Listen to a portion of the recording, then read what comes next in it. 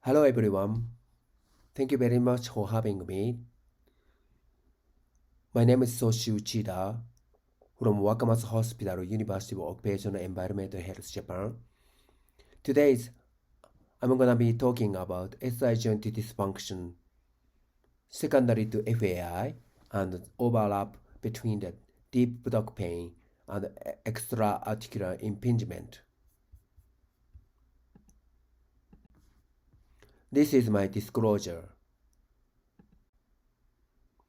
It is sometimes difficult to distinguish intra-articular from extra-articular pathology, including snapping hip, muscle spasm, and neurological problems.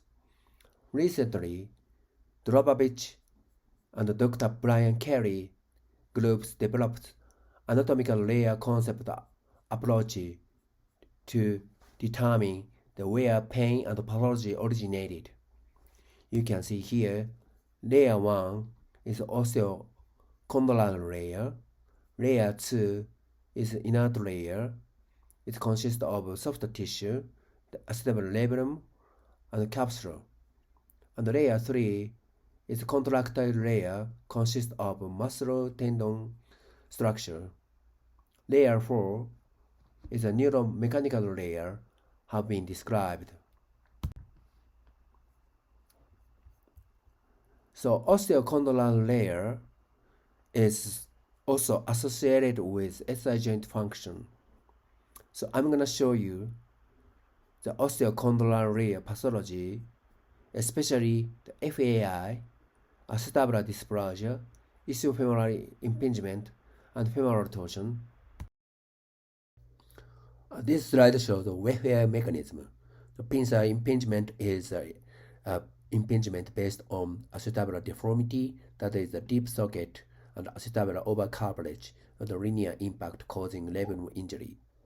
On the other hand, left side, cam impingement is the result of the femoral deformity at the femoral head-neck junction that can cause shear force stress, result in the cartilage damage.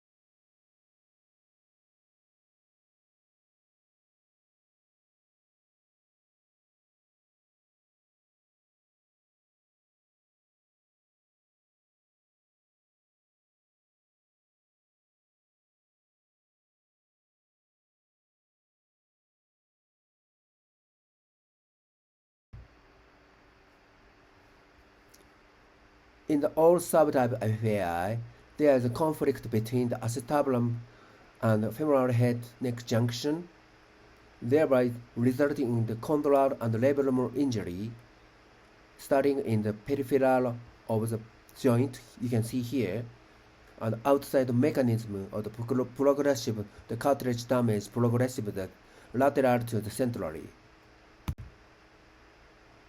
This slide shows high frequently a symptom of the FAI. Patient high frequently complained growing and lateral hip pain and limited range of motion, pain while getting in car or getting out of the car, sometimes locking, the catching, the clicking, and the popping and snapping. This slide shows the clinical presentation of the FAI and the symptomatic anterior hip impingement. 88% of the patients with FAI complained the groin pain, and 67% complained lateral hip pain. Low back pain in 23%, knee pain in 27%, but another. This slide shows diagnostic criteria of FAI. We should consider the two categories are parameters and radiographic findings and physical examination. And physical examination is really invaluable to diagnose FAI. Decreased range of motion, and positive buttock test, and positive impingement test. Especially the forward test, the FAI test is really important.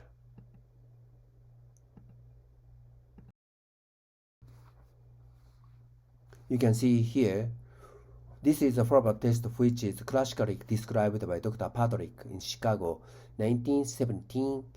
They described it is very important to distinguish hip joint disorder from spinal disorder. FAI test, the flexion, adduction, internal rotation test, is performed by the clinician who possibly cause of the patient into the approximately 90 degrees of the flexion and 10 degrees of adduction and 10 degrees of the internal rotation.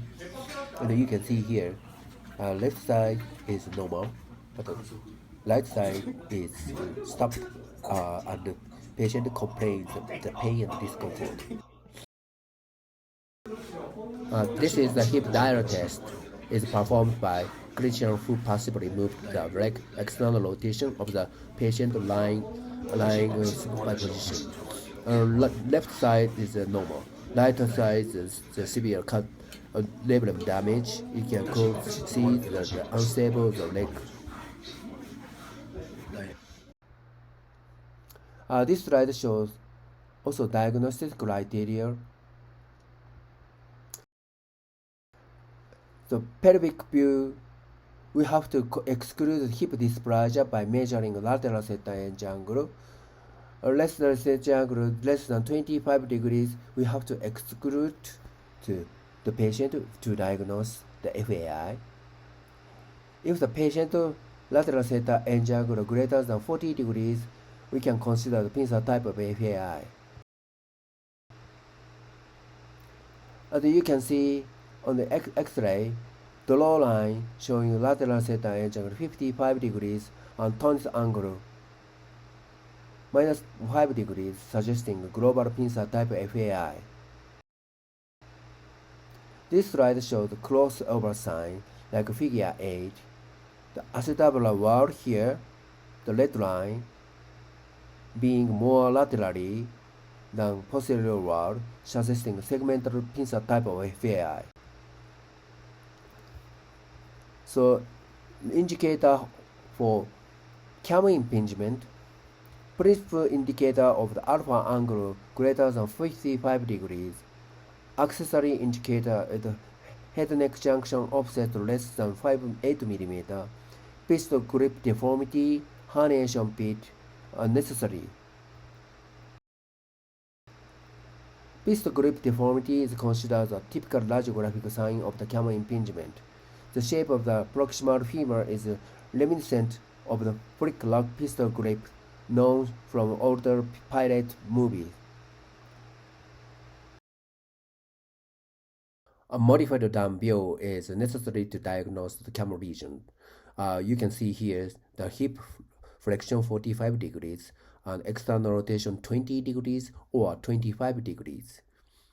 The modified down view is actually the higher sensitivity and the specificity than other radiographic direction. Next, let's move on to the acetabular dysplasia.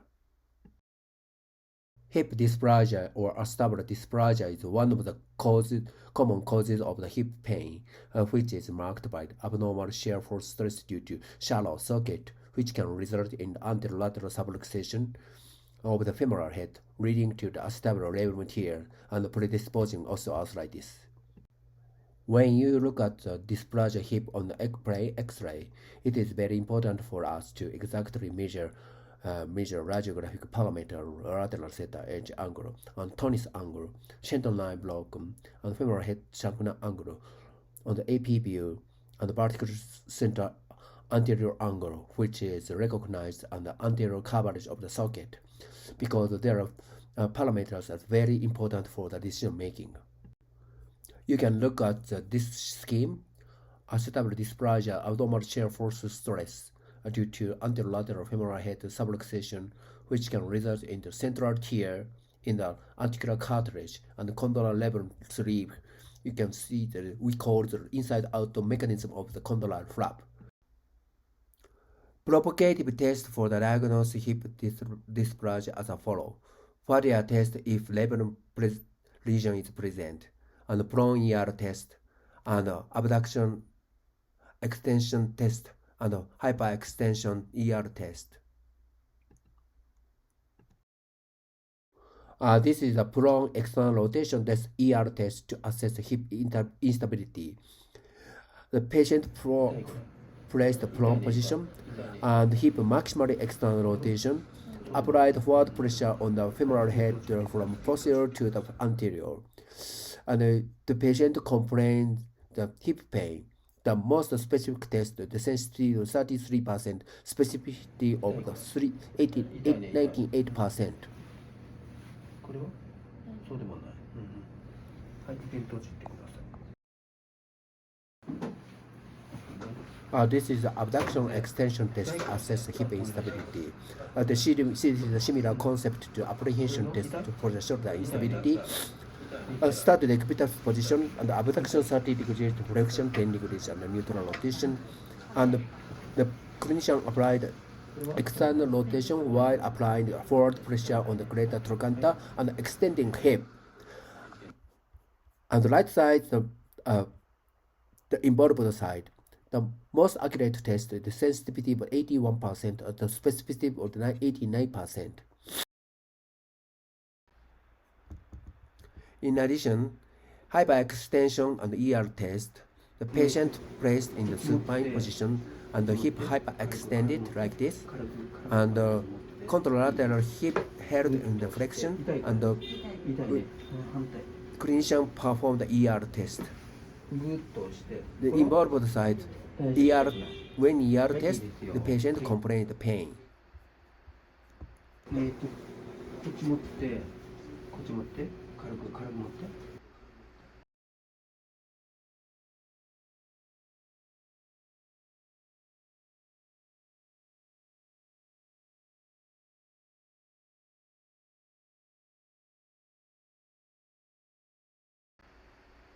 Let's move on to the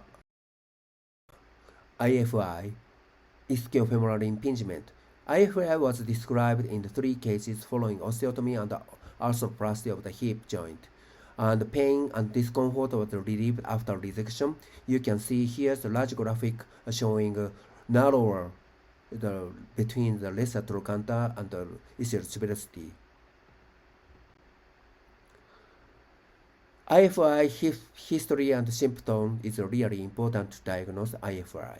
Posterior hip pain and lateral ischium and sciatic neurological pain distally radiated.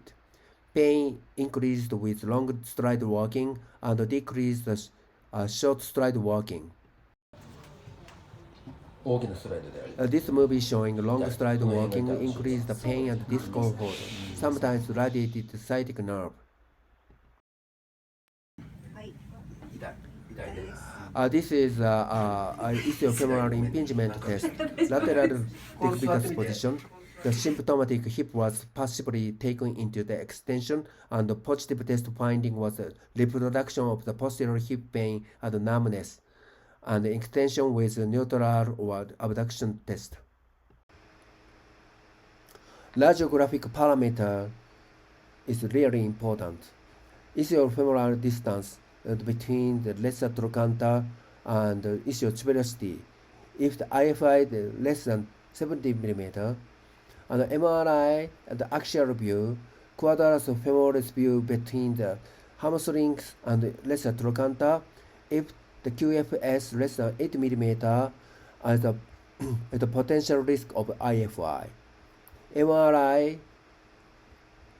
typical MRI finding is edema signal pattern within the IF space, and degenerative signal edema tearing fatty change with quadratus femoris muscle.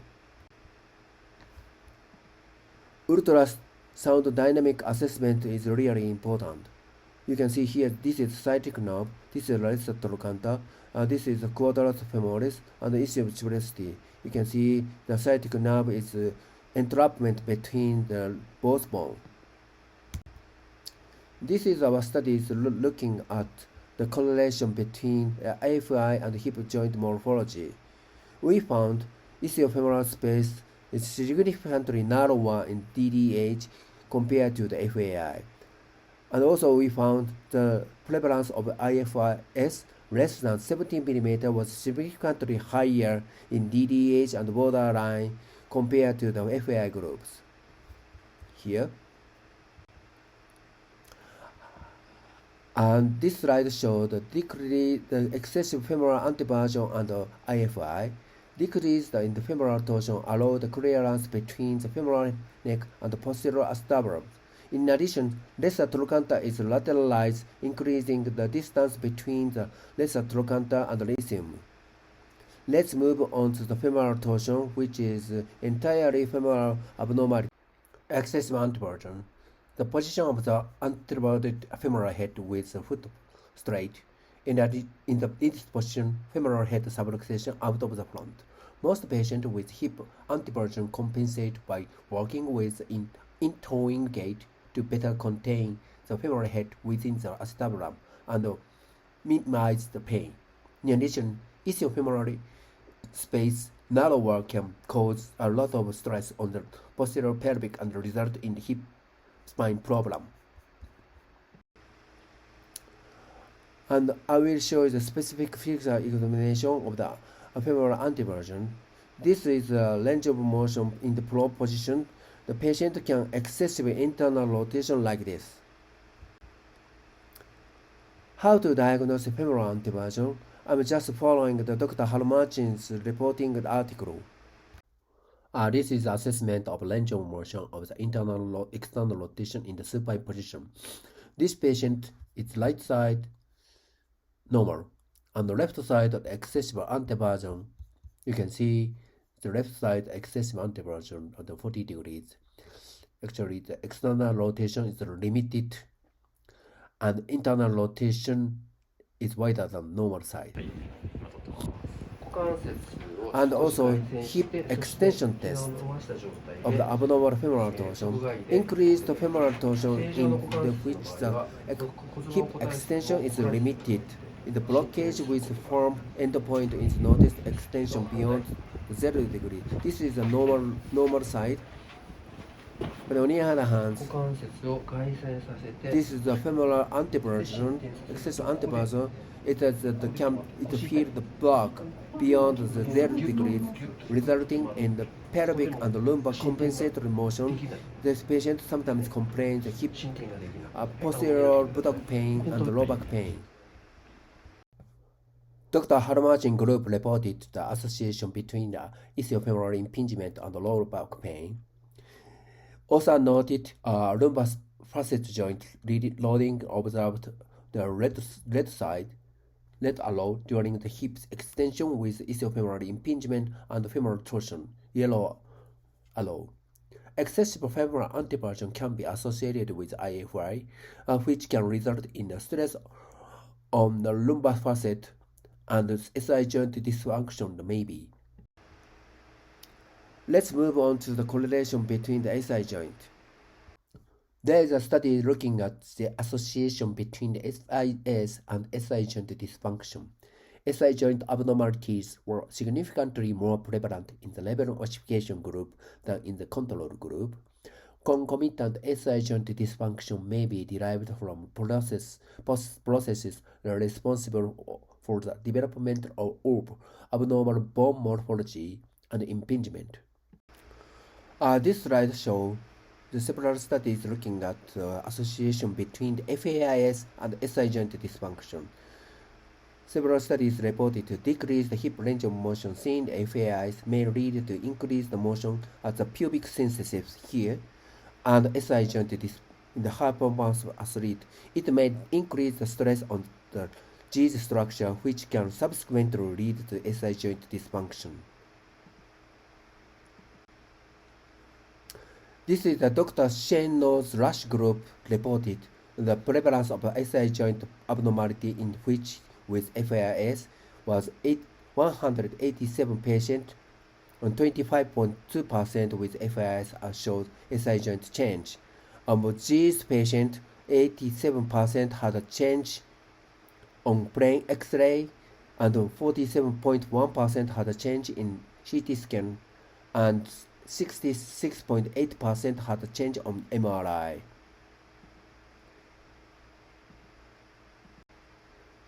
And they also, in their studies, also reported FIS with SI joint abnormality have an inferior clinical outcome as after hip arthroscopic FAI surgery. This is the Kanazawa Medical University and Kurosawa's groups reported the cohort studies on the numerical analysis SI joint stress distribution in the pre- and post-operative hip dysplasia. They found improved posterior coverage, reduced comprehensive stress and ligament loading at SI joint, and acetabular morphology may affect the SI joint stress environment. This is our case presentation. 53 years old patient complained right buttock pain and growing pain since 2016, and the pain still persistent. She underwent SI joint fixation in 2019, but pain still persisted. She was sent to us for further consultation. She is a nurse, and she is also working as a faculty in the university. Physical examination showing the limited range of motion 19 degrees in the flexion, and a positive Faria test and Faber test and hip dial test.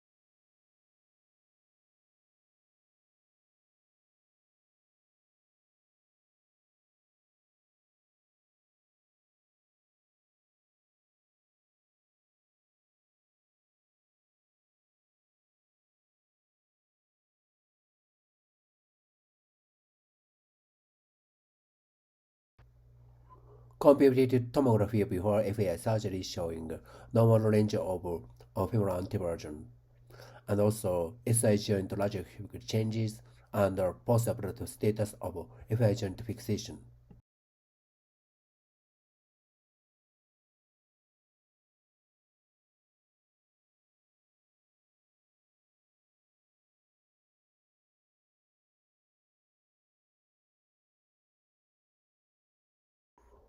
Moreover, we perform ultrasound-guided injection. Intraarticular injection consists of 1% of mepivacaine or 5 ml and cortisone 1.65 mg. And after injection, pain, SI joint, as well as hip pain, completely relieved.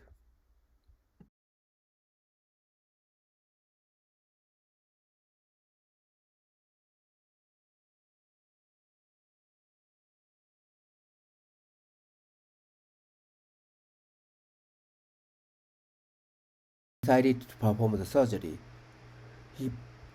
The patient under anesthesia, hip arthroscopic surgery was performed.